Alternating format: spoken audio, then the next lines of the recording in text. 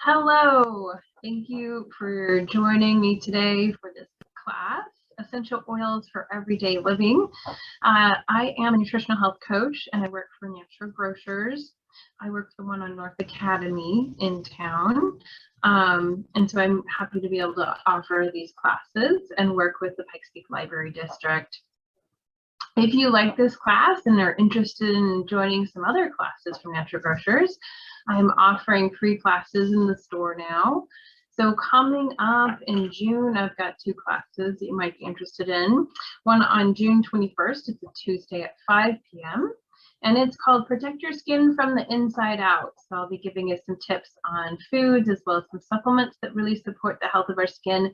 It's so important to get out and enjoy our summer weather here in Colorado, but we are closer to the sun and you can have a little bit more UV damage than other places. The other class you might be interested in at the store is on June 28th. It's a Tuesday as well, but at 5:30. And it's all about the awesomeness of avocados. So we'll learn about the health benefits of avocados and learn some fun ways to incorporate them into our diet. I also do free nutrition coaching at the store. So if you would like to set up on one-on-one coaching session, that's available either in person, over the phone, or through Microsoft Teams. All you have to do is go online to naturalgrocers.com to sign up, or you can also call me at the store at 719-577-2500. Well, let's get started with this essential oil class. I'm pretty excited. Essential oils are so fun and there's so much to learn. I'm sure hopefully by the end of this class, you'll have a favorite essential oil or one that you might want to, or more that you might want to incorporate to your life. The world of essential oils is pretty wide and can be very fun to explore. Today, though, we're just giving you a good beginner's guide on how to use essential oils in your everyday life.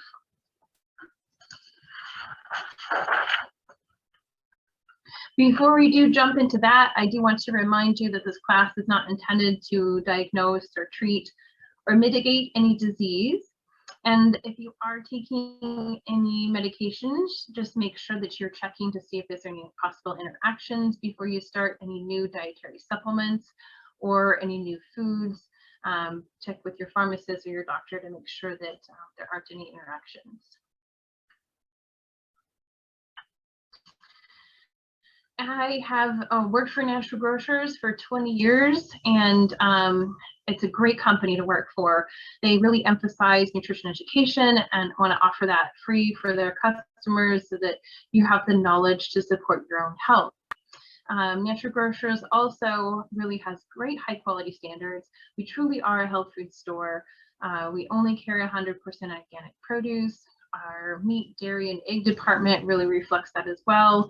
We are making sure that the farmers that we do business with are respecting the earth and the animals' health and well-being, as well as providing truly organic, grass-fed, and naturally raised meats. And we want to be able to offer health foods at an affordable price. So you'll see a lot of our, especially in our monthly sales, in our Natural Grocers main brand line, you'll see really good quality products, many and most organic, offered at an affordable price. So check that out. You'll see the colorful Natural Grocers organic label, and check out those great prices too. And we love to support our community, and we do support our employees in providing them top-notch nutrition education to support their health, and also to be able to assist you when you come in to our stores. Well, let's get started. So first, we're going to talk about where essential oils come from.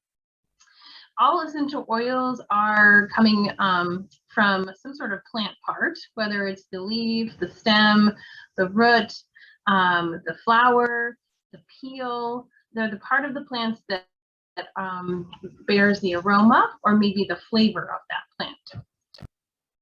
And some, not all plants produce aromatic compounds that can be extracted as essential oils, but the plants that do, those substances are produced as sometimes as defense mechanisms to help protect them from predators or animals that would eat plants, to prevent the growth of pathogens.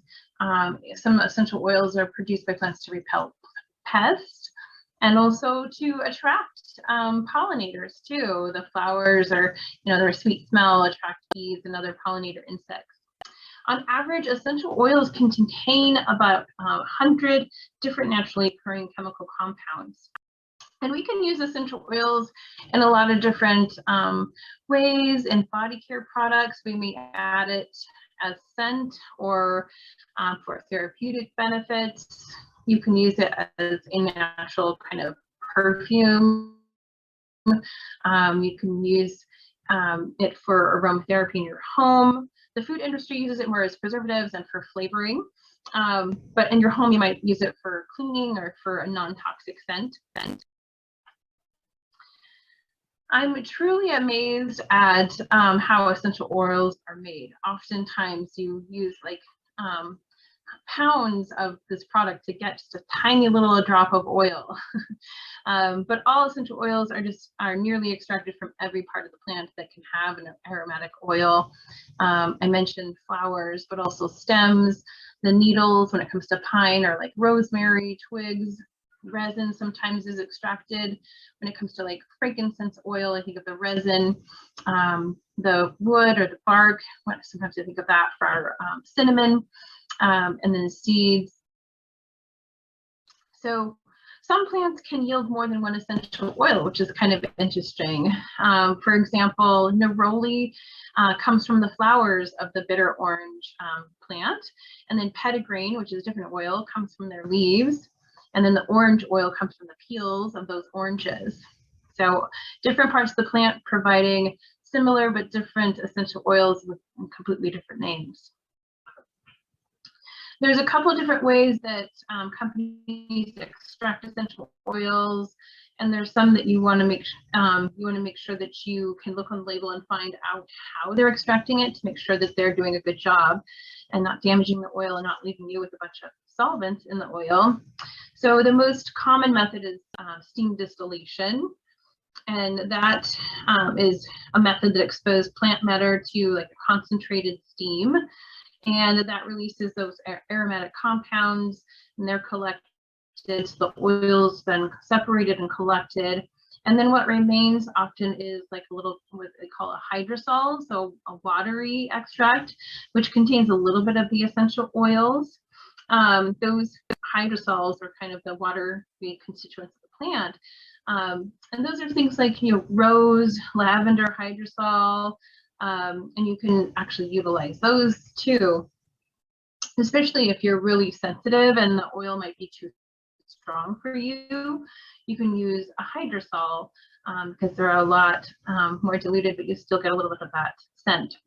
Hydrosols that we sell here are things like rose hydrosol, and you can add that to a toner or like a spritzer to help refresh your skin, or just kind of another kind of fun way to be able to aromatize the oil. Citrus oils are a little bit different because they come from the peel, right? So they are usually pressed. So they use a cold press extraction to get the citrus oils out. And then some oils, they're too fragile to be distilled, like rose petals. Sometimes it doesn't really work, so they use it. They use the cold press for that as well, and that's when you end up with what they call like an absolute. So a rose absolute oil, you have to use the solvent to extract that, but in the end, after the solvent has been distilled off, then you don't have a whole lot of that solvent left. And then there's another method that's not used super commonly, I know, at our store, but it is utilized. It's called supercritical CO2 extraction, where they're using CO2 in a vacuum to basically work as a natural solvent to release the oil. I've seen that more in some of the supplements that we carry, like New Chapter, they do that for their ginger oil. I think their turmeric oil, and Terry Naturally does that for their turmeric supplement that we carry. But I really haven't seen that in any of our essential oils that we have to be used for aromatherapy. But this extraction method is nice because it's low heat and it doesn't damage the oil. Well, the next question is, Why do we use essential oils? They can definitely have, besides being a non-toxic scent, they have some psychological, emotional support that can be gained from them. Have you ever experienced where, you know, a certain smell kind of triggers a memory and brings up a certain emotion that triggers something in your brain? I kind of knew that, and I used essential oils for my wedding for that same purpose, on purpose. I mixed together clary, sage, neroli, and vanilla because I really liked the smell of those together. I wanted to remember that sweet marriage, so I used some distillers. So I used them to kind of aromatize the room. And so now whenever I smell that blend, it really reminds me of that day. Essential oils have also been shown to help with inflammations. They can be used topically, like on the joints or for sore muscles. They also, some of them create an inhospitable environment for bacteria that can be used when you're not feeling well or to help your immune system fight bacteria, viruses, or even fungi. Some essential oils are helpful for liver detoxification, and some essential oils help boost mood and brain function, and it's almost an instant thing, like you notice it, you know, right away almost. Besides that, essential oils have a variety of ways that they can be used, and they can address physical, psychological, as well as emotional concerns. And we have been using essential oils as humans for a very, very long time. Essential oils have been found in the tombs of pharaohs, so we've been using these plant oils for many years. But science and research has actually investigated into how essential oils actually work in the body, which is kind of fun. I love to actually find that out. When you apply essential oils to the skin, not only do they work directly on the skin, like for example, if it's lavender, it can really soothe some irritated skin, but those oils that they then are absorbed and they enter into the body where they can exert their effects. So it's kind of hard to know exactly how much you're absorbing, but it's estimated that you may absorb anywhere from 4 to 25% of an essential oil when you apply it to your skin, depending on the composition of the oil and just the porosity of the area where you're applying it.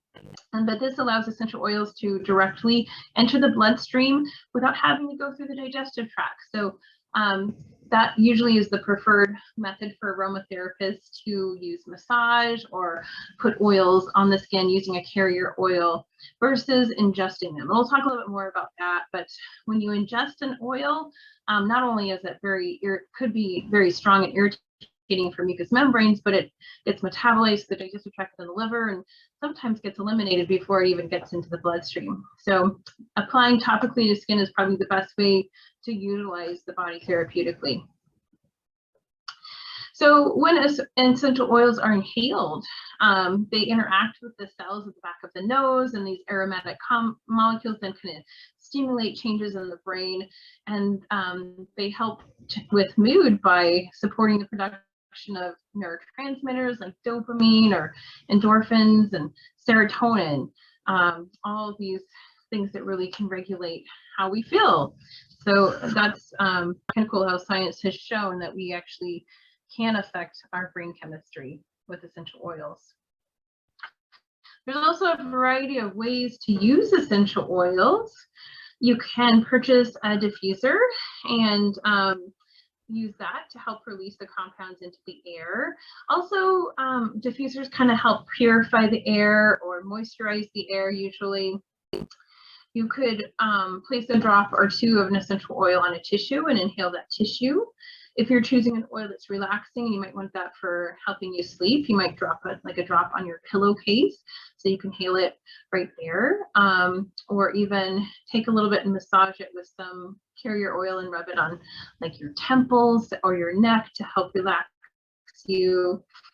You can also add essential oils to like something you use every day, like in your body, like maybe a lotion or an oil.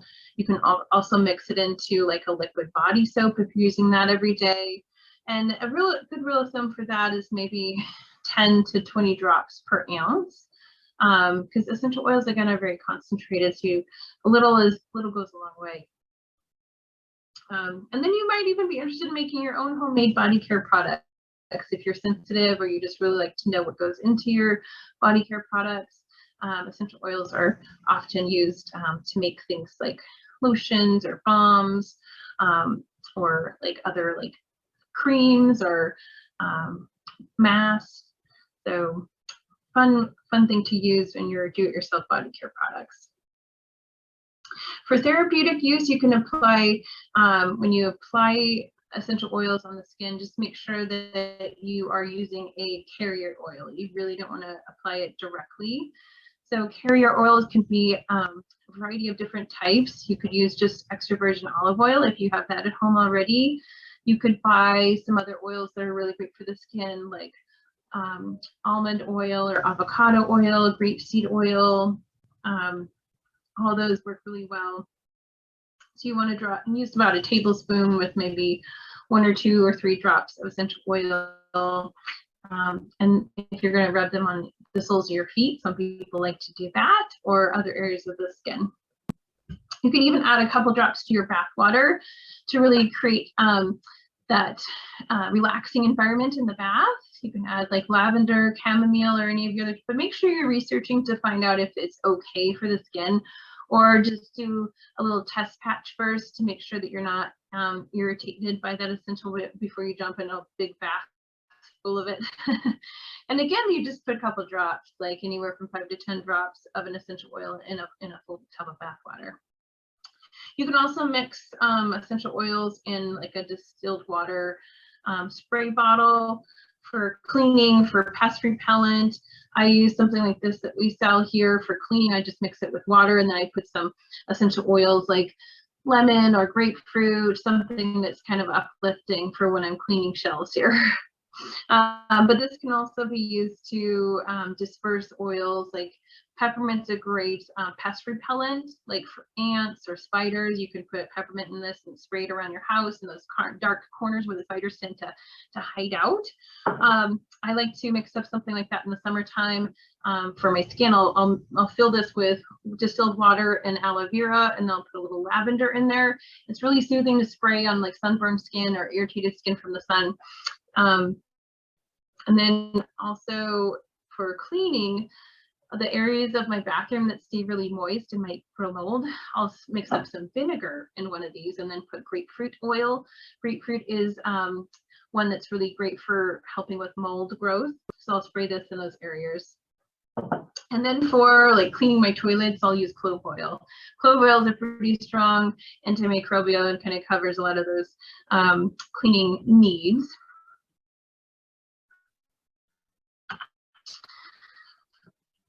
Okay, next I'm going to talk a little bit about how to choose essential oils.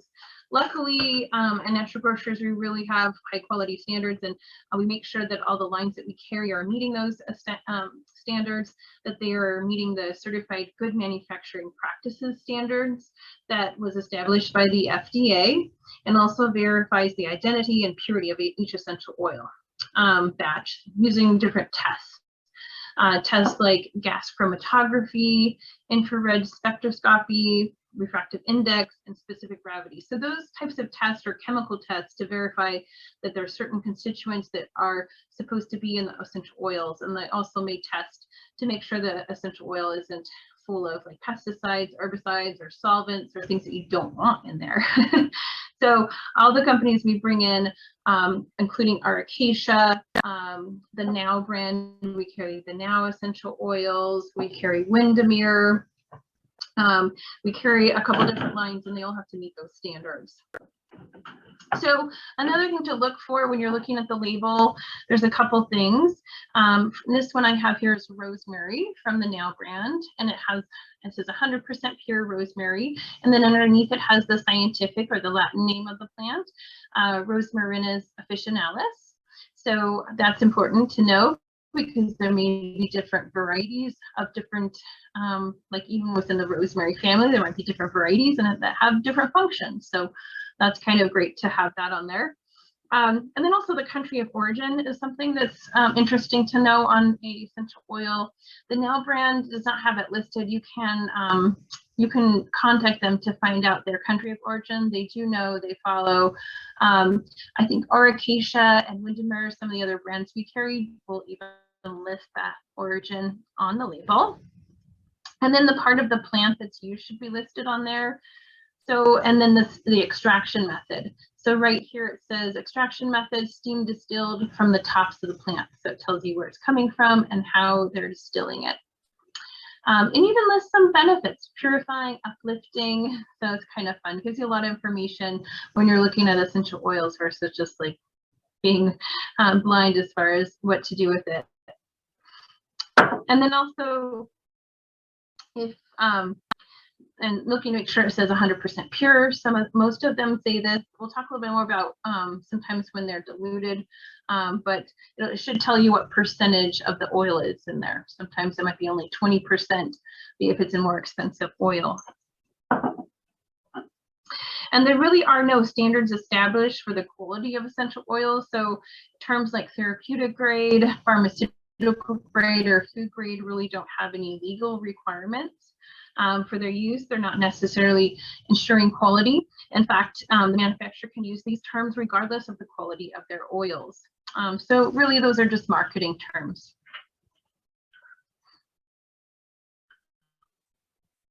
There's some other things that you might consider when you're choosing essential oils. You want to make sure that you combine them with a carrier oil. I mentioned that already. So dilute some of the oils are diluted in this already, like if they're more expensive. For example, sandalwood might 100% pure might be close to $70 for a bottle. So they'll dilute that with maybe jojoba oil or olive oil so that you can actually get the scent of sandalwood without having to pay $70 a bottle. Then maybe it might be around $15 to $20 instead of $70. You're still going to get that scent. Sometimes organic might be something you want to look for in essential oil. Since we are getting these from plants that can possibly be using a lot of pesticides, herbicides, or fungicides or fertilizers, you don't want to end up with that in their products. So if you are concerned about that, look for the little USDA organic seal to make sure the oil is essential organic. And now the Now brand has an organic line. This is not, but there is one. I think it's got like a little bit of green on the label, and also has that USDA organic seal. And it might be more important for certain oils and extraction methods to have organic when companies are using that CO2 supercritical extraction I was talking about. It can actually concentrate those herbicides and pesticides. So you really want to make sure that they're starting with an organic plant botanical to begin with. There's a couple cautions to think about when using essential oils. In general, instead of just applying essential oil straight on the skin, using an oil or water or some sort of vehicle to help dilute it. And also a good idea to check for sensitivity. You might be sensitive to certain oils, you have no idea. So little small patch test before you're putting it all over your body or jumping in the tub with it is a good idea.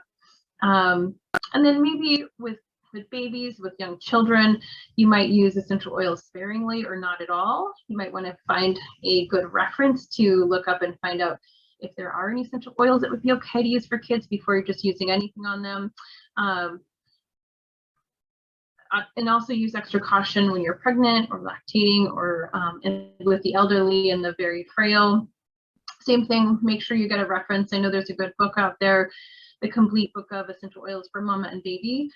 Gives you some oils that you can use during pregnancy. And then we do kind of caution, and most aromatherapists do caution against using essential oils internally. And that is actually kind of debated among professionals, but generally it's not advisable, even though the FDA has acknowledged some essential oils as generally recognized as safe, or they have GRAS status. But the unfortunate thing, it hasn't really determined any safe dosages. So bear in mind that the oils the FDA has granted GRAS status were intended for use in the food industry, where they like just use a drop or two for a whole batch. So they're not using it in every day or ingesting it, you know. So this is true for all essential oils, regardless of the claim of purity. Besides the very real danger of ingesting essential oils that can pose, because sometimes 1 to 3 drops can actually be pretty toxic when taken internally.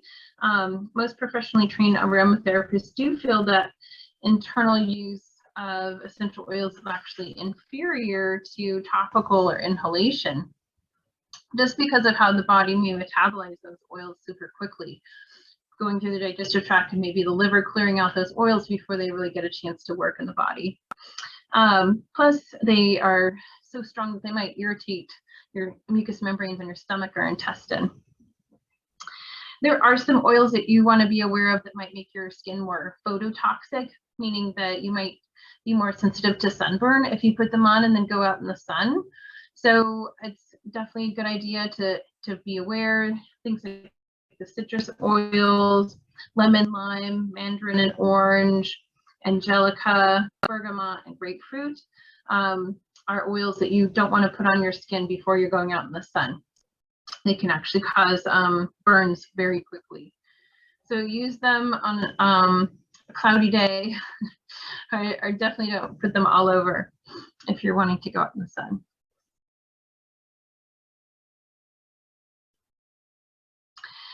So essential oils can last for quite a long time, especially if you take good care of them. If you properly store them in a dark, cool spot. Also avoid touching the spout to your skin so you don't introduce any bacteria from the skin. Rather just allow an oil drop to kind of drip out. You've got to be patient and let that oil to drip out of there. But when you store essential oils this way, they do have a very long shelf life. I have and also depends on the quality of the oil. They can last a long time. One of my favorite brands that we don't carry anymore is Oshadi, and I have a formula from them that is probably over 10 years old, and it smells just as strong as it did when I purchased it. That's the thing with oils, they start to oxidize over time, so they're just not as pungent the more oxygen they're exposed to. So not that they go bad, you just kind of lose that pungency over time. Well, next I'm just going to cover some top 9 essential oils that can really help you in a lot of different ways that might be good to add if you're thinking about how to build an essential oil kit. What are the most important ones that I might want to grab for home use? Of course, lavender is kind of top on the list for everybody. Lavender can be really beneficial for a lot of different things. Sometimes people don't like the smell of lavender. Most of the time, a lot of people do. It's a nice, sweet, floral, kind of fresh scent. It's very relaxing. It's easy and supportive for easy on most types of skin. It's great for use on burns, like I mentioned, for sunburns or any abrased skin.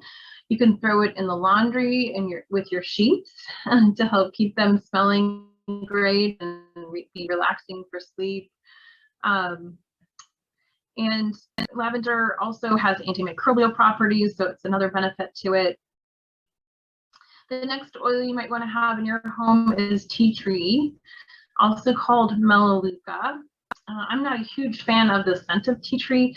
It's very volatile and really strong scent, but it does work really well for cleaning, and you can put that in laundry too. It has a pretty strong antimicrobial property to it, and it's great for the skin. You'll see in a lot of our acne formulas, it's a little bit drying, helps with inflammation in the skin, and it's cleansing for the skin topically. Eucalyptus is a great one to have, especially in cold and flu season, to put in a diffuser. It really helps kind of, because of the menthol, and it helps open up the lungs and oxygenate the lungs. Other than that, it really helps energize you and focus, helps you with focus. It's great for helping with pain and inflammation too, so you can mix it in some lotion to put on joints that are inflamed. Peppermint's another great one to have in your home. I'll use it when I mop the floors to give kind of a fresh, refreshed scent. It helps with pain and inflammation too, so it can be used along with eucalyptus and lotions for your joints. It's kind of stimulating as well. And peppermint was the one I mentioned for pest control. That so it makes sense to kind of use it to mop the floors with to keep ants and things away. Cinnamon's another great one to have at home. It's great for circulation. It's very warming, good for the immune system and digestion. So you might blend up a blend with a carrier oil and kind of rub it on your tummy for help with digestion. Rosemary is kind of one of my favorite oils. Rosemary really has that fresh kind of woodsy scent. It's very stimulating and opening for the brain. It helps with hair growth. Some people will use it to help stimulate the hair follicles. You can mix it with the oil and kind of massage it into your scalp to help with regrowth. Or you could mix it with like apple cider vinegar and kind of spray it in as kind of like a clarifying kind of thing for the pores in your hair too.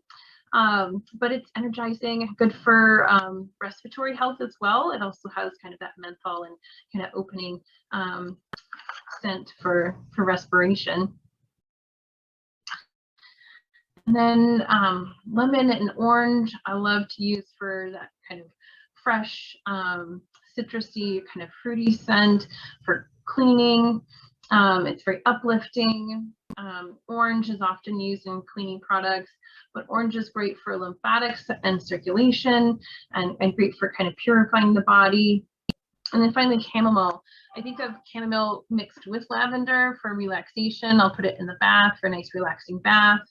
But chamomile modulates inflammation and pain too, so another kind of good one topically. If you are allergic to the ragweed family, chamomile is kind of in that family. So really make sure you check to make sure you're not allergic to it before you apply a lot of chamomile in your body. And then if you're wanting to get a really great,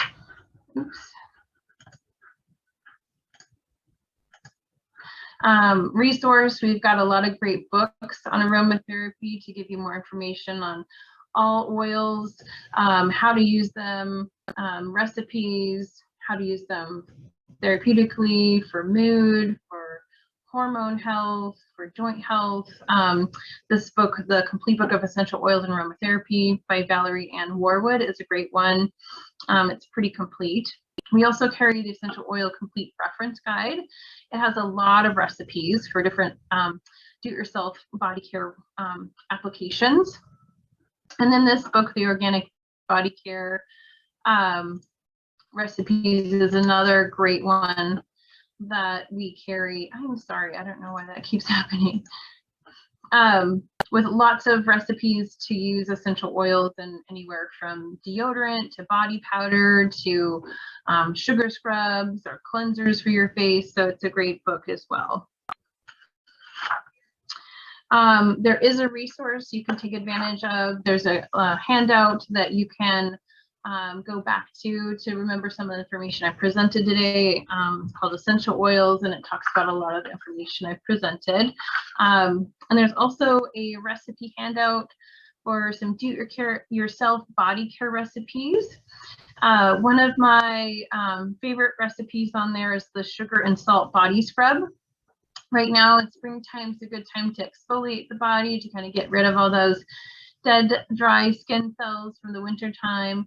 And this is super easy to mix up, and it's a great carrier for essential oils. So you use like half and half. If you're going to mix up a lot to use for a little while, a half a cup of sugar.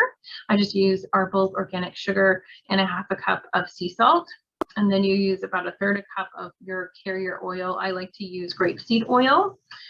So mix that up together in a bowl, and then you can add 10 to 20 drops of your favorite essential oils. I like to use vanilla and orange, kind of like creamsicle scent, or even lavender and peppermint oil together. And then you can use that to kind of exfoliate, and the sugar and the salt exfoliates as well as the oil kind of rehydrates the skin afterwards. So it's a great combination. But those recipes also include a silky chocolate lip balm that's really yummy, just as yummy as it smells, and a skin softening oatmeal bath. So some great ways to incorporate essential oils and make some of your own body care products. Does anybody have any questions on essential oils or anything else in relation to that? Well, thank you. Thank you for listening. I hope this gave you a great kind of guide and maybe sparked your interest to learn a little bit more about essential oils, because this is just the tip of the iceberg, and maybe find a great reference that you can learn some more. And then also, if you do mention that you took this class from the Pikes Peak Library District and you come into our store, you can get a $5 coupon for attending this presentation. So come in and ask for me. I'm Dawn Fran, or one of the managers on duty, and we can get that coupon for you. Well, thank you again. Thanks for listening and tuning in. Thank you.